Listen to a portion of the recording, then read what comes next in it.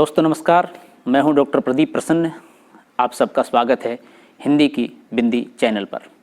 हिंदी भाषा, हिंदी व्याकरण, हिंदी साहित्य संबंधित तमाम तरह के तथ्यात्मक टॉपिकों की जानकारी हम इस चैनल के माध्यम से देते हैं। आइए आज नया टॉपिक कुछ सीखते हैं।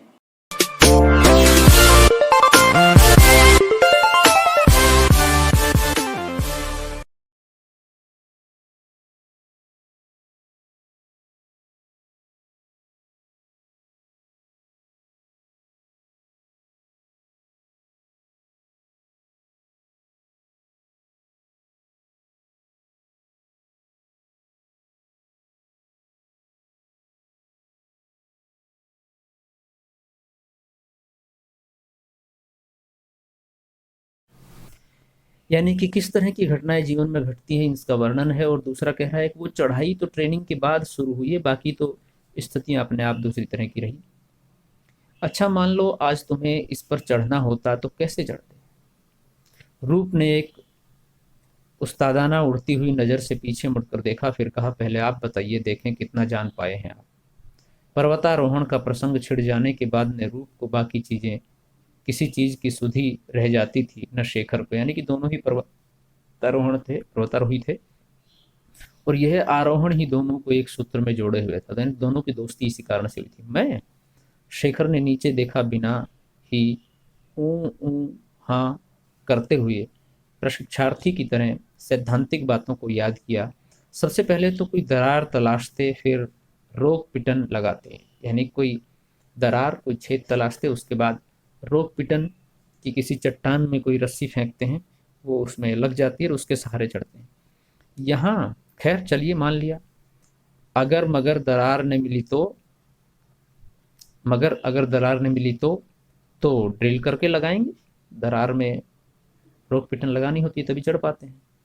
बुजुर्ग की तरह मुस्काया रूप। खैर आगे रोक पिटन, फिर एंकर, फिर एंकर, फिर आगे आगे डिसेंडर, नो नो, रोप लेडर, रस्सी की सीढ़ी, नो। आधिकारिक भाव से रोक दिया रूप ने। कोई भी चढ़ाई हो, फर्स्ट वॉच, देन गार्डनिंग, चौरस या समतल बनाना। फिर से देखना होगा कि पत्थर किस जाति का है, इग्नियस है, ग्रेनाइट है, मेटामार्फिक है, सैंडस्टोन है या सिलिका, क्या है। वरना अव्वल तो सपोर्ट नहीं बना पाओगे, बन भी गया तो फ्री रेपलिंग नहीं होगी। यानी कि रूप सिंह बेहतर तरीके से पर्वतारोहण की स्थितियों को जानता था, तो एक तरह से एक आधिकारिक भाव से, जैसे कि मैं ज़्यादा जानता हूँ, उस अंदाज में उन्होंने शेखर को रोका और अपनी बात बताई कि नहीं, ऐसे नहीं, ऐसे चढ़ाई करनी है, ये सब नियम अपनाने हैं, तब बेहतर चढ़ पाओगे, अच्छे से चढ़ पाओगे। शेखर ने रूप की परिपक्व बुद्धि पर प्रशंसा में आंखें नचाई। यस यस, यानी कि सही कह रहे हैं आप, अनुभवी है। हाँ, दोनों आरोही अति उत्साह में थे। आरोहण के दुस्साहसी अभियानों पर बहस करते करते उन्हें इतना भी भान न हुआ, भान मतलब ज्ञान, पता न लगा कि ढलान से उतरकर कब के वे बीच के मैदान में चल रहे थे और अब वह मैदान भी दोनों ओर की पर्वत श्रृंखलाओं के कसते चले जाने से सकरा होता चला जा रहा था। यानी दोनों ओर पर्वत थे, बीच में एक मैदान था, लेकिन वो धीरे धीरे धीरे धीरे सकड़ा हो रहा था, छोटा हो रहा था। अब तक आपके सामने इजी सवाल थे, अब कुछ मुश्किल सवाल। इस पहाड़ पर चढ़ना हो और इस पहाड़ से उस पहाड़ पर सीधे ऊपर की ओर जाना हो, ख्याल रहे दोनों के बीच सुपिन है, कैसे करेंगे, यानी कि नदी है। रूप की उंगली पहाड़ों की ओर उठ रही थी। एक मिनट, मुझे उतर जाने दो। शेखर ने घोड़े से उतरकर पहाड़ों पर गर्दन उठाई। एक पिरामिड नुमा था, एक तनिक फ्लैट, जिसकी श्रृंखला दूर तक नजर आ रही थी। यानी कि दो पहाड़ थे, दोनों की अलग अलग स्थितियां थी। एक पिरामिड नुमा नजर आ रहा था, नीचे से बहुत चौड़ा, धीरे धीरे धीरे छोटा होता हुआ, और एक फ्लैट यानी कि समतल सा कुछ। दोनों ही पर नीचे से काफी ऊपर तक देवदार खड़े थे, पेड़ खड़े थे, जिन्हें मजाक मजाक में वे पहाड़ के रोए कहा करता था। अक्सर बड़े इस तरह के पर्वतों पर देवदार के वृक्ष होते हैं। देवदार के वृक्ष भी अ, इसी तरह से होते हैं, नीचे से चौड़े होते होते धीरे से बारीक से ऊपर से छोटे होते जाते हैं, अशोक के वृक्ष की तरह, और बहुत सुंदर होते हैं। बहुत बड़े बड़े वृक्ष होते हैं, और ऐसा लग रहा है जैसे पहाड़ रूपी शरीर के ऊपर हल्के हल्के रोए उगे हुए हों। ये वृक्ष ऐसे प्रतीत होते थे। रूप का इशारा शायद उसके कटे अंश की ओर से चढ़ने का था। लाइम स्टोन के चक्कर में किसी ने उसके बीच का एक बड़ा भाग कटवा डाला था। ये तो लाइम स्टोन है, सीकरी जीन, बस।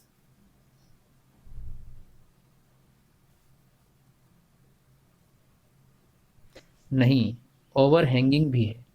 हाँ है, तभी तो टफ है। इस पर चढ़कर ऊपर ही ऊपर नदी को क्रॉस करते हुए आपको दूसरे पहाड़ तक जाना है। रूप अभी सोच ही रहा था कि महीप ने उकता कर टोक दिया, साहब जल्दी करो ने।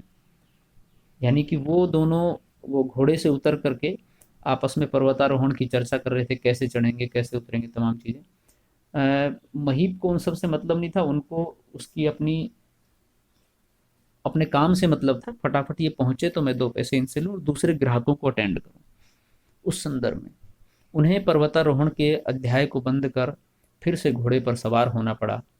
नीचे की सकरी नदी से बचते हुए पहाड़ से सटे बेहद सकरे रास्ते से उन्हें चलना पड़ रहा था। शेखर डरकर घोड़े से उतरना चाहता था, मगर महीप ने रोक दिया। बैठे रहो साहब। अब वह घोड़ों को पुचकारते हुए निर्देश देते हुए चल रहा था। संभली के हीरू, संभली के, ओए वीरू, दाएं चल दाएं। अरे ले जाता है नदी माँ, दाएं बाएं संभली के। अब यहाँ पर यह स्पष्ट हो रहा है कि दो घोड़े हैं, दोनों का नाम अलग अलग, एक का नाम हीरू एक का नाम वीरू। वो अपनी लोक भाषा में उनसे बातचीत कर रहा है कि आराम से संभल करके चलिए। मगर वे सामने भेड़ें आ गई और भेड़ों के साथ साथ भोटिया कुत्ता भी, एक कुत्ता है जिसका नाम भोटिया है, तो उन्हें उतर जाना पड़ा। महीप की चौकन्नी नज़र कुत्ते पर थी, जबकि उन दोनों की कुत्ते के पीछे भेड़ें हाँक रही 14-15 साल की सलोनी लड़की पर। अमार रूप, शेखर ने धीरे से कहा। पहाड़ की तो एक से बढ़कर एक चढ़ाइयाँ चढ़ी हैं। हाँ, कभी प्रेम की भी चढ़ाई चढ़ी कोई उस उम्र में? यानी कि जब पहले की बात कर रहे हैं, उस समय कुछ ऐसा हुआ था क्या? अरे कोई तो मिली होगी जिसे देखकर मन में कुछ कुछ हुआ होगा कभी। हाँ, थी तो, मगर उम्र में मुझसे काफ़ी बड़ी। इतनी? शेखर ने लड़की की ओर इशारा किया जो सामने दिखाई दे रही थी। हाँ हाँ। रूप को मानो रस्सी की सीढ़ी मिल गई, जिससे उम्र के 24वें शिखर से नीचे उतरने लगा। भेड़ें चराने के दौरान ही हमारी मुलाकात होती। इतनी हसीन भी थी ना, इतनी ही हसीन भी थी ना। यानी कि जो सामने लड़की देख रहा है शेखर, वो उसकी बात कर रहा है और उसी को आधार मानकर सारी बातें हो रही है। ओह, ये क्या है उसके सामने, यानी कि इससे ज़्यादा सुंदर। शैला तो इतनी सुंदर थी कि उसकी गुलामी बजा लाने में ही मैं खुद को धन्य मानता था। ये किसी लड़की की सुंदरता की एक अलग तरह की उपमा है कि उसका गुलाम बना करके, उसका गुलाम बन करके उसकी सेवा करना भी उसकी सुंदरता, उसके प्रेम को परिभाषित करना है। जबकि वो खुद बैठकर स्वेटर बुना करती, मैं उसकी भेड़ें हाँका करता, उसके लिए बुरूश के फूल तोड़ लाता जो उसे बेहद पसंद थे। सेब या आड़ू कहीं मिल गए तो सबसे पहले उसे ला कर देता। पहाड़ों में ये सब आसान है मिलना। और बदले में वह क्या देती? शेखर ने ठिठोली की। वह कभी कभी देवता का प्रसाद, मक्की की रोटी वगैरह भी। मुझे बाद में मालूम पड़ा कि वह स्वेटर भूप दादा के लिए बुना जा रहा था। फल फूल और रोटी भी उन्हीं के लिए आती।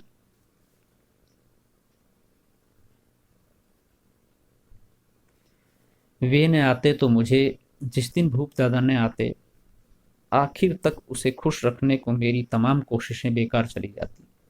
रूप एक झेप भरी हंसी हंसकर चुप हो गया। यानी कि वहाँ ऐसा प्रतीत हुआ जैसे कि वह लड़की रूप सिंह से नहीं बल्कि दादा से प्रेम करती हो, उनसे स्नेह करती हो, और उनके लिए वो स्वेटर बन रही है, वो नहीं आते तो उदास रह जाती। ये सब की स्थितियाँ हैं। महीप ने कनखियों से रूप को देखा, फिर घोड़ा पकड़कर चलने लगा। तेरी इस लव स्टोरी में तो कोई दम नहीं। कोई और नहीं मिली क्या कभी? शेखर ने बुरा सा मुंह बनाया। मिली क्यों नहीं? उस दौरान कईयों से साब का पड़ा, यानी कि सामना हुआ, कईयों का संग साथ रहा। अब तो सब ब्याह कर अपने अपने घर चली गई होंगी, बाल बच्चेदार हो गई होंगी। मगर शैला जैसी एक भी नहीं। यानी कि उनसे उनको प्रेम था एक तरह से। एक वही तो थी जो मुझ पर शासन करती थी, अधिकार जमाती थी। और अधिकार किस पर जमाया जा सकता है? झगड़ा किससे किया जाए? जिससे आप प्रेम करते हो, जिससे आप स्नेह करते हो, जिसे आप अच्छी तरह से जानते हो। रुकिए, मैं आपको वो जगह दिखाता हूँ जहाँ महीप मुड़कर रूप को देखने लगा, जैसे उसे बातों में रस मिल रहा हो। अचानक रूप को खटका हुआ, यह कहाँ आ गया वह? यहाँ तो झरने झर रहे हैं, चारागाह का नामो निशान नहीं। बोला, ए लड़के, तुम हमें कहाँ लिवा जा रहे हो? माही, महीप बोला, यानी कि माही जा रहे हैं आप? माही गांव के लिए कह रहे थे। मगर उस रास्ते में पहाड़ों के बगल में एक छोटा सा मैदान हुआ करता था, वहाँ भेड़ें चराने आते थे लोग। पहाड़ के धंस में वो सब कब का कब दब ढक गया साहब। यानी कि पहाड़ जब धंसा तो ये सब खत्म हो गया जिसकी बात आप कर रहे हैं। लोग शेखर साहब पस्त हो गया रूप। भूप दादा की और मेरी प्रेमिकाएं, प्यार की निशानियां, वो मुकामात सब के सब दब ढक गए हैं भूस्खलन में। अब तो नए रास्ते हैं और इन्हीं से होकर चलना है। यानी कि पहाड़ धंसते रहते हैं, नष्ट होते रहते हैं, तो उन सब से वो जो पुरानी स्मृतियां थी, प्रेमिकाएं, निशान, चारागाह, वो सब एक तरह से समाप्त हो गए, नए रास्ते बन गए हैं। कुछ भी हो, तुम्हारा इलाका है बड़ा खूबसूरत, स्वर्ग जैसा। शेखर कह रहा है, हाँ। वो क्या कि पांडव इसी रास्ते गए थे स्वर्ग को। इधर का सबसे आखिरी गांव सुर्गी है। सुर्गी यानी स्वर्ग, उसके कुछ आगे स्वर्गारोहिणी। जब बर्फ पड़ती होगी सारा इलाका बर्फ से ढक जाता होगा। जब ही वे लैंडस्लाइड हुआ। वह बात नहीं, मैं तो इस लड़के के रोजगार के बारे में सोच रहा था। इतनी कच्ची उम्र, उस पर ये घोड़े वाला धंधा, खतरनाक रास्ते। सोचो, हम जवान होकर भी घोड़े पर जा रहे हैं और यह 15 किलोमीटर पैदल, फिर इसे लौटना भी है 15 किलोमीटर की ओर। पेट के लिए क्या क्या नहीं करना पड़ता है। यहाँ लेखक एक तरह से कम उम्र में काम करने वाले बच्चों यानी कि बाल मजदूर की ओर इशारा करते हुए उस दुख को प्रकट कर रहे हैं कि पेट के लिए विवश होकर के व्यक्ति को क्या से क्या करना पड़ता है। वो तो है ही। वही मैं सोच रहा था कि बर्फ के दौरान क्या करता होगा ये हिलास की तरह जा छुपता होगा अपनी माँ की गोद में। हिलास उसी की बात हो रही है जो इसके बाद थी, एक परिंदा। अपनी बात के समर्थन में उसने लड़के को पुकारा, ओए महीप।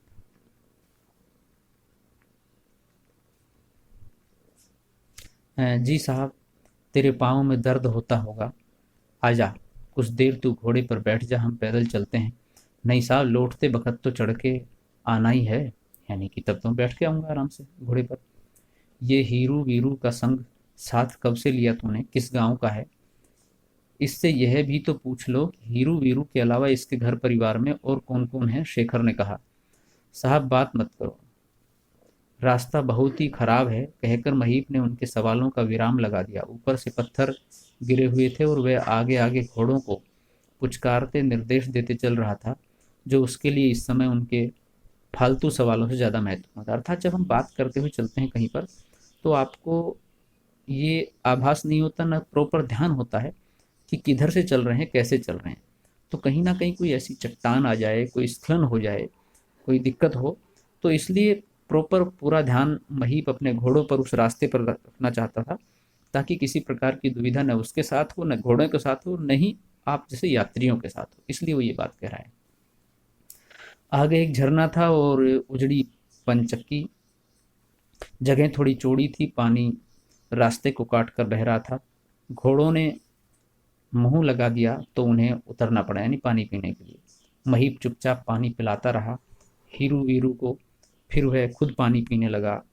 तो भी क्या संयोग था शेखर साहब, रूप जैसे अतीत में लौट आया था।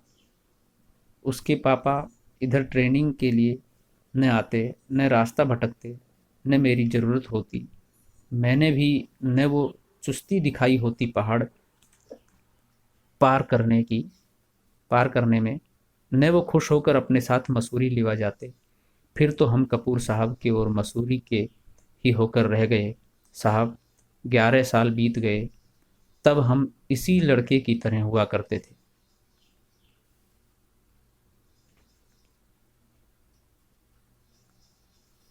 उनके मन में आया कि कपूर साहब की तरह इस लड़के को भी वापसी में साथ लिवाते जाएं तो कैसा रहे, मगर ये लड़का एक ही गुनाह है, कुछ बोलता ही नहीं, अपनी ही बातों में मग्न रहता है।